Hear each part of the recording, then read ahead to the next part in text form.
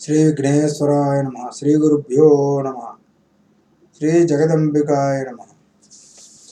చంద్రహాసోజ్వలకర శార్దూల వరవాహన కాత్యాయనే శుభం దద్యాదేవి దానవగాతిని. శ్రీ దేవి భాగవతం వింటూ ఉన్నాము. ముందు భాగంలో షష్టమ స్కందంలో వృతాసుర వృత్తాంతము, వృత్రజననము, ఇంద్రపలాయనము, వృత్ర తపస్సు, బ్రహ్మవరము, జంబిక ఆవిర్భావము, ఈ అంశాలు విన్నాము. ఇప్పుడు విష్ణుమూర్తితో దేవతల మంతనాలు అనే భాగం విన్నాం. కళ్ళల్లో నీళ్లు కక్కుకుంటూ ఉన్న దేవతలను చూసి సర్వార్థ తత్వవేత్త అయిన విష్ణుమూర్తికి ప్రేమ అంకురించింది. దేవతలారా, ఏమిటి మౌనంగా ఉండిపోయారు? మంచో చెడో, సుఖమో అశుభమో ఏదైతే అది సంశయించకుండా చెప్పండి. మీ దుఃఖాన్ని తొలగించడానికి ప్రయత్నిస్తాను, చెప్పండి అని మళ్ళీ అడిగాడు. అప్పటికి దేవతలు తేరుకొని నోరు మెదిపారు. ప్రభు, ఏమీ తెలియనట్టు అడుగుతున్నావే? ఈ మూడు లోకాలలోనూ నీకు తెలియనిది ఉంటుందా? పూర్వకాలంలో బలిచక్రవర్తిని పాతాళానికి అణిచివేసి ఇంద్రుని కాపాడావు. వామనావతారం ధరించి త్రిభువనాలు ఆక్రమించావు. అమృతాన్ని దైత్యులకు అందకుండా చేసి దేవతలకు పంచిపెట్టావు. దేవతలకు నువ్వే ప్రభువువి, ఆపదల నుంచి కాపాడే సమర్థుడివి. ఇప్పుడు నువ్వే మమ్మల్ని కాపాడాలి మహాప్రభు అని దేవతలందరూ చేతులెత్తి నమస్కరించారు. మిత్రులారా, భయపడకండి. వృత్రుడిని సంహరించడానికి ఒక చక్కని ఉపాయం ఉంది, చెబుతాను. మీరందరూ మునుపటిలాగా హాయిగా సుఖపడుతురు, కానీ మీకు హితం చేయడం కోసం నాకు ఆవశ్యకర్తవ్యం. ఇందుకోసం నా బుద్ధులన్నీ, బలాన్ని, సంపదను అన్నింటినీ వినియోగిస్తాను. అంతగా అవసరమైతే మోసం చేసిన శత్రువుని సంహరిస్తాను, మీకు జయం చేకూరుస్తాను. సామధాన భేద దండోపాయాలు 4 ఉన్నాయి. వృత్రుడు బ్రహ్మ ఇచ్చిన వరం వల్లనైతేనేమి, త్వష్ట చేసిన సృష్టి వల్లనైతేనేమి ఇప్పటికీ అజేయుడు కనుక దండోపాయం పారదు. ఏకైక మహావీరుడు అసహాయ సూర్యుడు కనుక భేదోపాయము నడవదు. స్వర్గలోకంలో సంపదలన్నింటినీ స్వాయత్తం చేసుకున్నాడు కనుక దానానికి దిగిరాడు. ఇక లొంగ తీసుకోవడానికి సామోపాయం ఒకటే మిగిలింది. ఇది ప్రయోగించి కనుగప్పి, అంటే మోసగించి, ప్రలోభపెట్టి అతడిని లొంగ తీసుకోవాలి. అటుపైన గుట్టు చప్పుడు కాకుండా మట్టు పెట్టాలి. ఇది వ్యూహం. కాబట్టి గంధర్వులారా, మీరంతా కలిసి మహర్షుల వెంట వెళ్ళి వృత్రుని ఆశ్రయించండి. శపథాలు చేసి నమ్మకం కలిగించి అతడి పక్షంలో చేరుకోండి. గాఢంగా మైత్రుని నెరపండి. అతను దొరికినప్పుడు నేను ఇంద్రుడి వజ్రాయుధంలో ప్రవేశించి అతడిని సంహరిస్తాను. ఇంతకన్నా మరో మార్గం లేదు. శటే సాక్ష్యం సమాచరేత్ అనేది రాజనీతి. దోషం లేదు. శౌర్యునికి లొంగని అవ్యధునిని అంతమొందించాలంటే ప్రతారణం ఒకటే మార్గం, అంటే మోసం ఒకటే మార్గం. వామన రూపం ధరించి బలిని వంచలేదా? మోహిని అవతారం ధరించి దైత్యులను కుంకించలేదా? ఇది తప్పదు. దేవతలారా, మీరంతా ఈ క్షణం నుంచి మహాదేవిని ప్రార్థించండి. స్తోత్ర మంత్రాలతో శరణు వేడండి. ఆ యోగమాయ మనకు సహాయం చేస్తుంది. మహాదేవి అంటే సాత్విక శక్తి, పరాప్రకృతి, సిద్ధిప్రద, కామద, అకృత్యాలకి అందని చిచ్చక్తి. ఇంద్ర, నువ్వు కూడా పరాశక్తిని ఉపాసించు, ఆరాధించు, ప్రసన్నురాలను చేసుకో. శత్రువును తేలిగ్గా జయించగలుగుతావు. ఆవిడ జగన్మోహిని. వృత్రుడిని మోహపరిచి మంట పెడుతుంది. మోహితుడిని జయించడం బహు సులభం అవుతుంది. అసలు జగదంబిక ప్రసన్నరాలైతే ఏదైనా సుఖసాధ్యమే. లేదంటే ఏదైనా తీరదు, ఏ కోరిక తీరదు, ఏ ప్రయత్నము నెరవేరదు. ఆవిడ అంతర్యామి స్వరూప, సర్వకారణ కారణురాలు. అందుచేత ఆ విశ్వజనని సాత్విక భావాలతో సాత్విక మార్గంలో ఉపాసించండి. బలవంతుడైన శత్రువులు ఎదుర్కోవలసి వచ్చినప్పుడు అమ్మవారిని ఆరాధించడం ఒక్కటే తక్షణ కర్తవ్యము. పూర్వకాలంలో మధుకైటబులతో నేను 5000 సంవత్సరాలు పోరాడి సంహరించగలిగానంటే అదంతా అమ్మవారి కరుణ. అప్పట్లో జగన్మాతను నేను ఎంతగానో ఆరాధించానో బ్రహ్మదేవుడికి ఎరుక. ప్రసన్నరాలై మధుకైటబులను సమ్మోహపరిచింది కనుక నేను సంహరించగలిగాను. అందుచేత మీరు శ్రీమాతను ఉపాసించండి, కార్యసిద్ధి అవుతుంది. దేవతలు చేసిన దేవీస్తుతి. శ్రీ మహావిష్ణువు చేసినటువంటి ఉపదేశానికి దేవతలందరూ సమ్మతించారు. మందారవన శోభితమైన మేరు పర్వత శిఖరం చేరుకున్నారు. ఏకాంత ప్రదేశంలో పద్మాసనాలు వేసుకుని కూర్చున్నారు. ధ్యానము, తపము, జపము చేసి సృష్టి సంహారక అయిన జగదంబికను స్తుతించారు. భక్తుల పాలిటి కామధేనువును ఆరాధించారు. సంసార క్లేశ వినాశిని ఉపాసించారు. తల్లి, మేమంతా నీ పుత్రులము, కష్టాలలో కడలితులో కొట్టుమిట్టాడుతున్నాము. వృత్రుడి బాధలు పడలేక అడవుల పాలయ్యాము. నువ్వే ఇలా ఉపేక్షించి ఊరుకుంటే ఇక మాకు దిక్కెవరు తల్లి? మేము చేసిన అపరాధం ఏమిటి మాత? ఎందుకని ఉపేక్షిస్తున్నావు? సర్వలోకాలను సృష్టించిన దానవు నువ్వు, త్రిమూర్తులను కల్పించిన దానవు నువ్వు. వారు నీ కనుసన్నలలో మెలిగే సేవకులు. ఇంక మేమునగా ఎంత? నీ పసిబిడ్డలము. ఒకవేళ మేము తెలియక ఏదైనా తప్పు చేసినా క్షమించి కాపాడవలసిన తల్లివి నువ్వు. ఏ తప్పు చేయని మమ్మల్ని కాపాడగలిగిపోతే ఎలాగా? నీ పాదాలు శరణు వేడుతున్నాము. విభవ సుఖభోగు లుబ్ధులై మీరంతా నన్ను మర్చిపోయారు కాబట్టి కష్టాలు అనుభవించండి అని ఉపేక్షిస్తున్నావేమో అనుకుందామంటే అటువంటిది ఏమీ లేదే. నిన్ను మేము ఎప్పుడూ మర్చిపోలేదే, నిరంతరము ధ్యానిస్తూనే ఉన్నామాయే. ఒకవేళ మర్చిపోతే మాత్రము బిడ్డల పట్ల కన్న తల్లి చూపించవలసిన కరుణా కటాక్షరీతి ఇదేనా? నిజంగా మరిచిపోయి భోగభాగ్యాలలో తేలియాడుతూ మోహంలో కూర్చుకుపోయామంటే అది కూడా నీ కల్పనా విశేషమే కదా. నువ్వు స్వభావక కరుణామయివి, దయ చూపించకపోతే ఎలాగా? ఒకప్పుడు మహిషాసురుని సంహరించి మమ్మల్ని రక్షించావు. ఇప్పుడు ఈ లోకభీరుడైన వృత్రుణ్ణి ఖండించడానికి ఎందుకు సంశయిస్తున్నావో, ఎందుకని ఇంతకాలం ఉపేక్షిస్తున్నావో తెలియడం లేదు. శుంభ నిశుంభులను సంహరించినట్టే వృత్రుణ్ణి సంహరించి మమ్మల్ని కాపాడు. స్వశక్తితో క్లేశాలు తొలగించి దేవతల ఆర్తిని, దుఃఖాన్ని ఉపశమింపజేయగలిగిన సామర్థ్యం నీకు తప్ప మరెవరికీ లేదు. అమ్మా, వృత్రుడి మీద నీకు దయ ఉండవచ్చు, అతడికి మేలు చేయాలని నువ్వు భావించవచ్చు. నిజానికి ఇప్పుడు వెంటనే సంహరించడమే అతడికి ఇక మేలు చేయటం. లేకపోతే ఆ జన దుఃఖంకరుడు, కలుడు, పాపాత్ముడు, దుష్టబుద్ధి ఇంకా ఇంకా పాపకోపంలో కూరుకుపోతూ ఉంటాడు. అందుచేత ఉద్ధరించు, నీ బాణములతో పవిత్రుని చెయ్యి. నువ్వు రాక్షసులను సంహరించమంటే వారిని పరిపూతలను చేసి నందనవనానికి పంపడమే కదా. ఈ వృతుడిని కూడా త్వరగా అలా పంపు.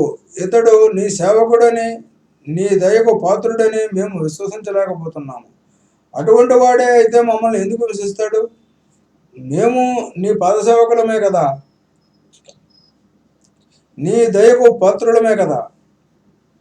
జగజ్జనని, అసలు నిన్ను పూజించడం ఎలాగా? ఈ ఫలపుష్పాదులన్నీ నీ నిర్మాణమే, మంత్రతంత్రాలు నీ సృష్టియే, మేమే నీ సృష్టి. నువ్వు పరాశక్తివి. నీ చరణాలకు శరణంటూ మొక్కడమే మేము చేయగలిగిన పూజా విశేషం.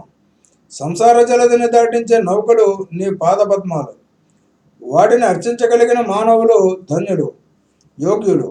మనస్సులో ధ్యానించే మోక్షార్థులు అరిషడ్వర్గాలను జయించి నిన్ను ఉపాసిస్తున్నారు. సకల వేదవేత్తలైన జిజ్ఞాసులు, యాజ్ఞికులు, హోమకాలంలో నిన్ను స్మరిస్తారు.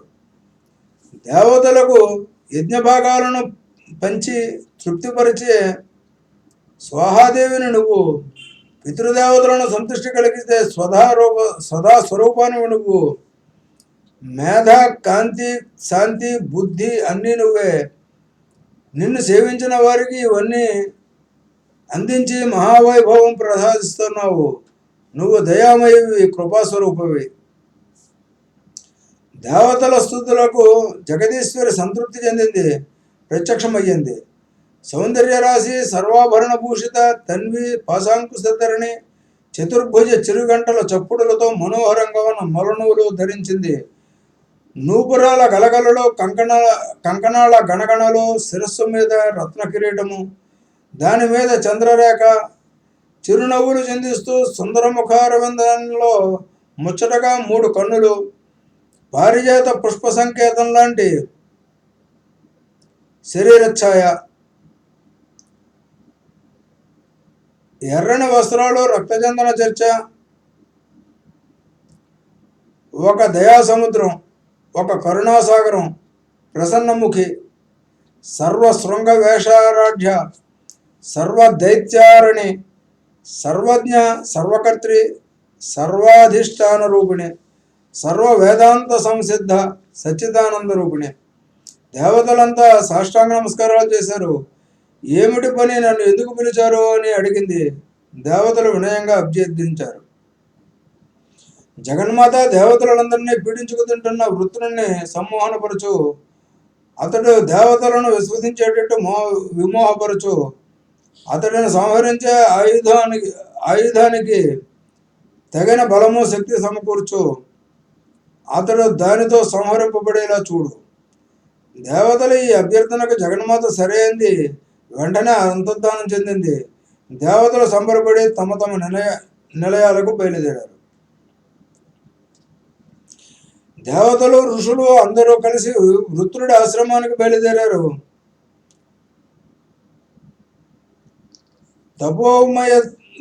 తపోమయ తేజస్సుతో అగ్నిలా ప్రజ్వలిల్లుతున్న వృత్రుడిని చూశారు. ముల్లోకాలను ఆక్రమిస్తున్నట్టు, సకల దేవతలను స్వాధీనపరుచుకున్నట్టు భావించాడు. ఋషులు మెల్లగా సమీపించి ప్రేమగా పలకరించారు. దేవకార్య సిద్ధిని కాంక్షించి సామోపాయంగా, రసాత్మకంగా ప్రసంగించారు. మహాభాగా, సర్వలోక భయంకర వృత్ర, నీ తేజస్సు అనంతము, నీ తపస్సు అమోఘము, ఈ బ్రహ్మాండమంతా నువ్వే వ్యాపించావు. నీకు ఇప్పుడు ఇంద్రుడితో ఇక వైరమేమిటి? అది అతడికే కాదు, నీకు కూడా సౌఖ్యవిఘాతమే, ఇద్దరికీ దుఃఖప్రదమే. ఇద్దరి ఆలోచనలు నిరంతరము అదే మింగేస్తూ ఉంటుంది. మీరిద్దరూ హాయిగా కంటి నిండా నిద్రపోయి ఎంతో కాలం అయి ఉంటుందో. నువ్వు నిద్రపోవడం లేదు, అతనిని నిద్రపోనివ్వటం లేదు. శత్రుభయంతో చింతార్థుడే అయినవాడు ఎంత బలశాలి అయినా సుఖంగా నిద్రపోగలడా? విలువైన కాలమంతా మీకు యుద్ధాలతోనే గడిచిపోతుంది. దేవతలు, దానవులు, మానవులు, సకల ప్రజలు ఇబ్బందులు పడుతూ ఉన్నారు. ఎందరెందరో ప్రాణాలు కోల్పోతున్నారు. ఈ సంసారంలో సుఖాలు గ్రహించాలని, దుఃఖాలు విడిచిపెట్టాలని పెద్దల మాట. దీనికి పూర్తి వ్యతిరేకంగా చేస్తున్నారు మీరు. ఒకరితో ఒకరు వైరం పెట్టుకుంటున్నారు.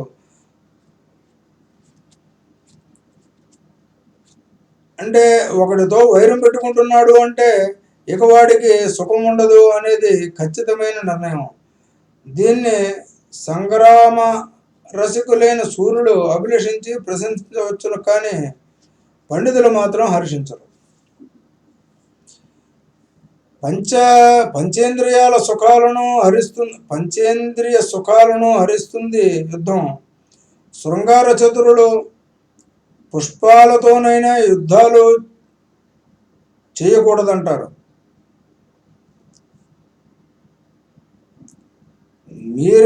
మీరేమిటో తీవ్ర విశాఖలతో సంవత్సరాల తరబడి సంగ్రామాలు చేస్తున్నారు. యుద్ధంలో విజయం అనేది ఎప్పుడు సందేహాస్పదమే. కానీ అందరికీ గాయాలు అవ్వడం మాత్రము ఖాయం.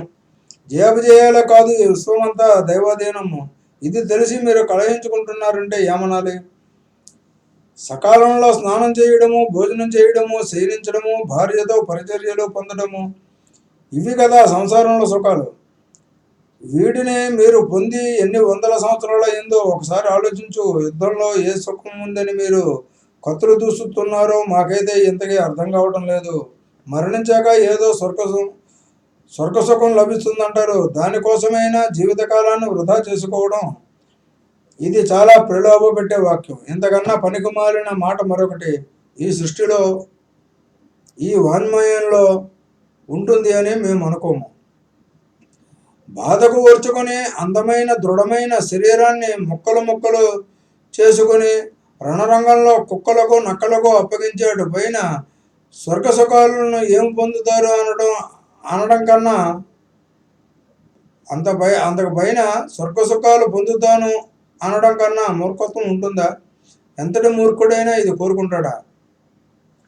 అందుచేత ఓ వృత్ర మహావీర, నీకు శుక్రుడికి గాఢమైన సఖ్యాన్ని మేము వాంఛిస్తున్నాము. శక్రుడు అంటే ఇంద్రుడు, అది నిత్యం కావాలని అభిలషిస్తున్నాము. మైత్రి కుదుర్చుకొని మీరిద్దరూ నిరంతరం సుఖపడండి. ప్రాణకోటికి సుఖపడనివ్వండి, మీరు సుఖపడతారు. వైరం శాంతించి యుద్ధభయం తొలగిపోతే అది అందరికీ ఆనందదాయకము. రేయింబవళ్ళు మీరు యుద్ధం చేస్తూ ఉంటే అది మాకెంత పీడగానో ఉండేదో. మేము శాంతి కాముకులము, అందరూ సఖ్యంగా కలిసిమెలిసి ఉండాలని కోరుకుంటూ ఉంటాము. మా వంటి మునులు అవసరాన్ని బట్టి నిన్ను కానీ ఇంద్రుని కానీ సుఖంగా సమీపించాలి అంటే అవకాశం ఉండేది కాదు కదా ఎన్నాళ్ళును. ఎక్కడైనా మాకు అది దక్కాలి. వృత్ర, మీ ఇద్దరికి మేము మధ్యవర్తులము. ఒట్టు వేయించి మీ ఇద్దరికి మైత్రి కుదర్చాలనేది మా సంకల్పము. ఇంద్రుడు ఇక్కడికి వస్తాడు, నీ ఎదుటనే మేము చెప్పినట్టల్లా శబ్దాలు చేస్తాడు. నీ మనసుకి సంతృప్తిని సంతోషము కలిగిస్తాడు. ఈ ధర సత్యాధార, సూర్యుడు సత్యాధారుడు. సత్యశక్తితోనే అతడు ప్రజ్వలిల్లుతున్నాడు. వాయువు వీస్తున్నది సత్యం వల్లనే. సముద్రుడు మేరడం లేదన్నది సత్యమే కారణం. సత్యశక్తితోనే అతడు ప్రజ్వలిస్తున్నాడు. వాయువు వీస్తున్నది సత్యం వల్లనే. సముద్రుడు మేరడం లేదన్నా సత్యమే కారణము. అందుచేత మీ ఇద్దరికి ఇవి సాక్షిగా సత్యమైన సఖ్యం ఏర్పడుగాక. ఇద్దరూ కలిసి ఒక కంచంలో తింటూ ఒక మంచంలో నిద్రిస్తూ సుఖంగా జీవించండి, ఆనందంగా క్రీడించండి, సంతోషంగా విహరించండి.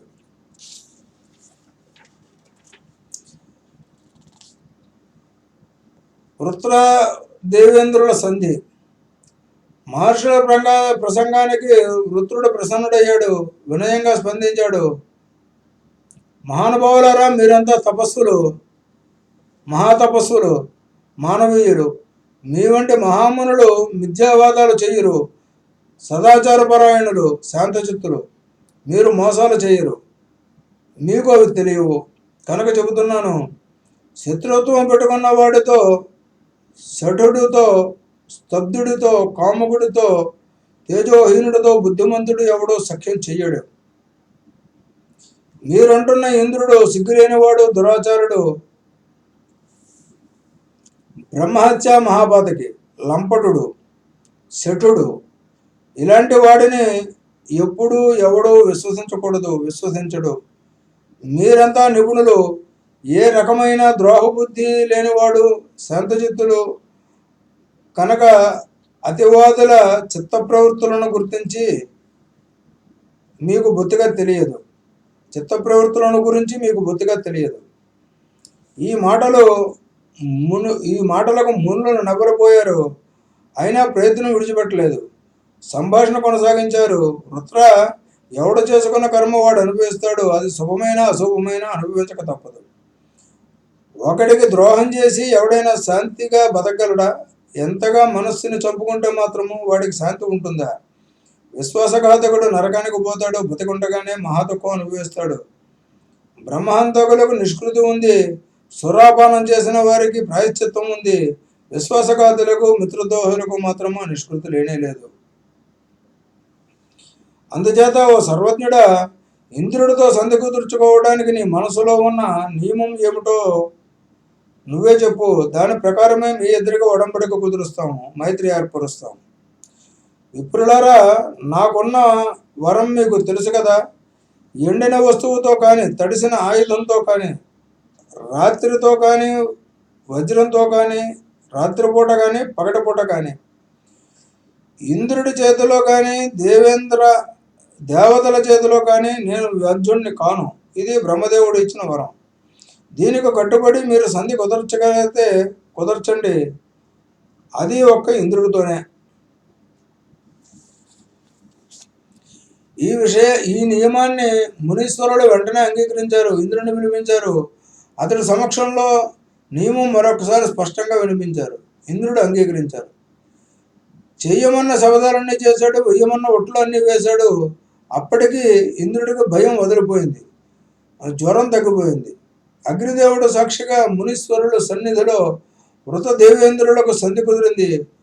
వృత్రుడు ఇంద్రుడి శబదాలు పూర్తిగా విశ్వసించాడు, మిత్రుడయ్యాడు.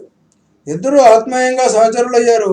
ఒకప్పుడు నందనవనంలో, ఇంకొకప్పుడు గంధమాదన పర్వతం మీద, మరొకప్పుడు సముద్ర తీరంలో అందంగా అమరికలు లేకుండా క్రీడిస్తూ ఉన్నారు.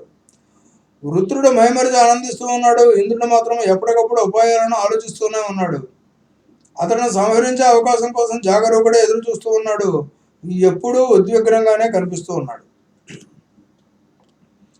కాలం గడుస్తోంది, నెలలు సంవత్సరాలు గడుస్తున్నాయి. దారుణమైన ఇంద్రుణ్ణి నిజంగానే విశ్వసించాడు. కొడుకు అని గ్రహించి ఒక రోజున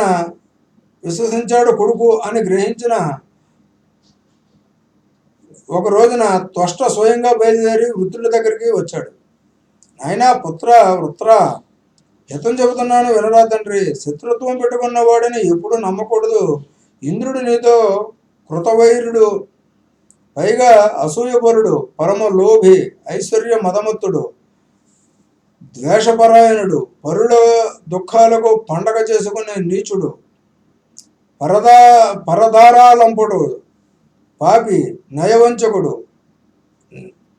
నిరంతరము రంధ్రాన్వేషి, ద్రోహబుద్ధి, మాయావి, మదగర్వితుడు, తల్లి గర్భంలోకి ప్రవేశించి గర్భవిచ్ఛేదం చేసిన క్రూరుడు, పాపభీతి ఏమాత్రమూ లేనివాడు. అతడిని నువ్వు విశ్వసిస్తున్నావు. ఇది నీకు తగదు. ఒకసారి మహాపాపం చేసిన వాడికి ఇక సిగ్గేమిటి, ఎగ్గేమిటి? ఎన్ని పాపాలైనా ఎన్నిసార్లైనా చేస్తాడు. పుత్రక, ఇంద్రుడిని నమ్మకు అని ప్రేమగా ఉపదేశించాడు. కానీ వృత్రుడు వినిపించుకోలేదు. పోగాలం దాపురించింది. ఎలా వింటాడు? వృత్రవధ. ఒక రోజున సముద్ర తీరంలోని వృత్రుడిని కలుసుకున్నాడు ఇంద్రుడు. అది సంధ్యా సమయము. రాత్రి కాదు, పగలు కాదు, అదొక దారుణ ముహూర్తము.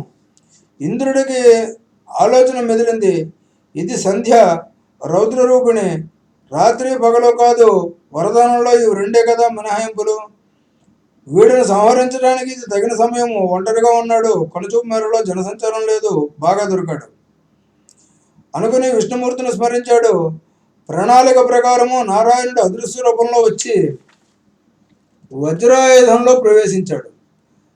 ఇప్పుడు కనుక ఇతడిని సంహరించకపోతే ఇక నాకు ఏ శ్రేయస్సు ఉండదు. శత్రువు బలవంతుడైనప్పుడు వంచన చేసి మట్టుపెట్టమని రాజనీతి చెబుతోంది. కాబట్టి నిస్సందేహంగా వీడిని ఇప్పుడు సంహరించవలసిందే అని మరోసారి దృఢంగా నిశ్చయించుకున్నాడు. ఆయుధం తడిది కాకూడదు, పొడిది కాకూడదు, శిలాదారు లోహ నిర్మితం కాకూడదు. ఎలాగా ఏ ఆయుధంతో వీడిని చంపాలి అని ఒక క్షణం ఆలోచించాడు. ఎదురుగా సముద్ర తరంగాల మీద పెద్ద నురుగు కనిపించింది.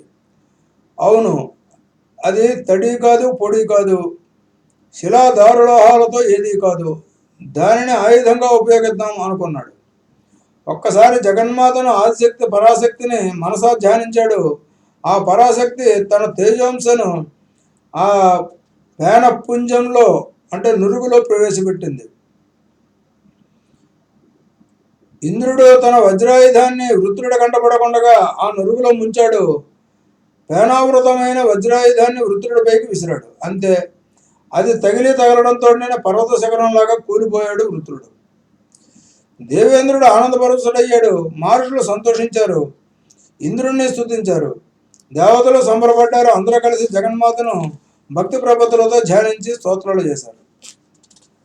ఆవిడ అనుగ్రహంతోనే కదా వృత్రుణ్ణి సంహరించగలిగానని వినయవిధేయులతో కృతజ్ఞతలు ప్రకటించుకున్నారు. దేవేంద్రుడు తన ఉద్యానవనంలో పరాశక్తికి ప్రాసాదం అంటే ఆలయం కట్టించాడు. పద్మరాగమణి నిర్మితమైన మూర్తిని ప్రతిష్ఠించాడు. దేవతలందరూ ముప్పొద్దులా మందిరంలోనికి చేరి అమ్మవారిని అర్చించడం పొరపాటు అయ్యింది.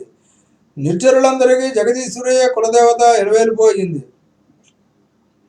వృత్రహంత్రి అనే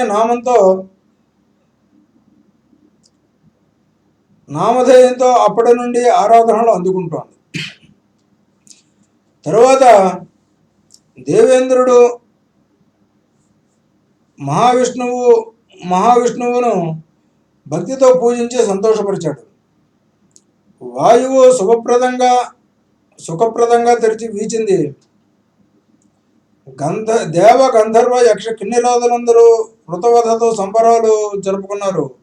నిజానికి వృతుడిని సంహరించింది నురుగులో ప్రవేశించిన పరమేశ్వరి శక్తియే.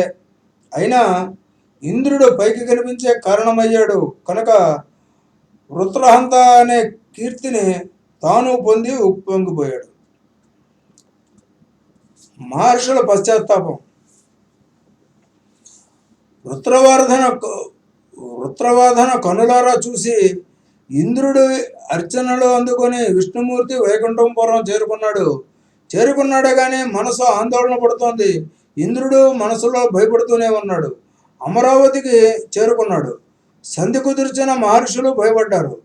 ఎంత మహాపాపం చేశాం, ఇతడిని వంచాం కదా, మనం మునులమా, మనం మహర్షులమా? ఆ పదాలకు తగము మన మాట మీద నమ్మకంతోనే కదా వృత్రుడు ఇంద్రుడితో చెలిమి చేశాడు.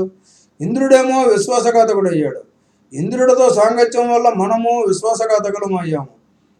ఏమిటి ఇతడితో మనకు మమకారము? ఎంత తప్పు చేశాము? సర్వ అనర్థాలకు సర్వ పాపాలకు మమకారమే కదా మూల కారణము. ఇంద్రుడి పట్ల మమకారంతో శపథాలు చేయించి వృత్రుడిని మోసగించాము, అన్యాయం చేశాము. పాపాత్ములకు ఆలోచన అందించినవాడు, సలహా చెప్పినవాడు, ప్రేరేపించినవాడు, వారి పక్షాన నిలిచినవాడు ఆ పాపంలో ప్రాయశ్చిత్తంగా సమాన భాగస్వామి అని పెద్దలు చెబుతూ ఉన్నారు. ఇంద్రుడికి సహాయపడ్డాడు కనుక ఈ మహాపాపంలో విష్ణుమూర్తికి భాగం ఉంది. అయ్యో, స్వార్థం ఎంతటి పాపనైనా చేయిస్తుంది కదా. స్వార్థపరుడు భయపడడు, సిగ్గుపడడు. ఇంద్రుడితో చేయి కలిపి విష్ణుమూర్తి కూడా నిందితుడయ్యాడు. పురుషార్థాల 4 2 అంతరించి 2 జీవించినట్టు అయ్యింది. మొదటిది చివరిది ముల్లోకాల్లోనూ బహు దుర్లభాలు కదా.